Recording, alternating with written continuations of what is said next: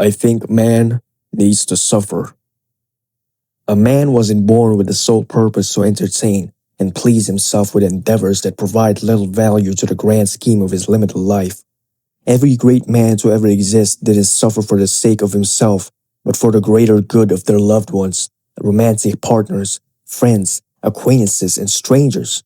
I'm sick of seeing people who value their own selves to such disgustingly unjustified degrees that they begin to become tunnel-visioned, and worse, blinded to the inconveniences and terrible enterprises that they place upon others.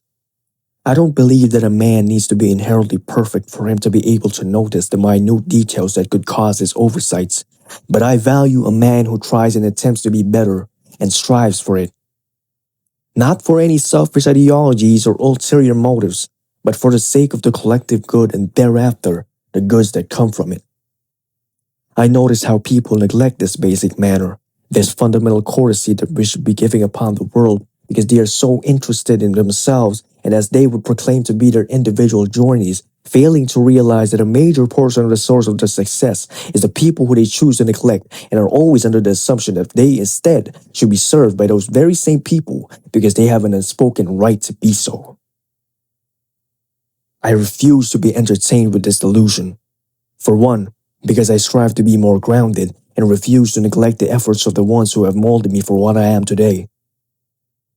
Like the clay before the craftsman, I take in what I deem as good ideas from them and let them shape me into a form that is commendable, realistically admirable, but not to be pedestalized, and a form that does not serve the purpose of appeasing oneself, but others, in a morally righteous and virtuous way.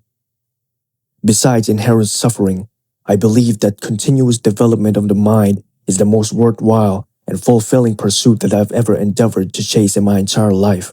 But I don't enforce or blame others for their ignorance of such pursuit because I fundamentally understand that differences such as these shape the world as it is and what it should and could be. I believe that there is no meritable excuse for a person who's undeniably aware of their wrongdoings and flaws to stay as such regardless, and that applies to me above all else. I believe that the universe always has something in store for everyone, including me, that will lead me to become embody who I truly am. And to that extent, I breed the motivation to fuel my pursuit.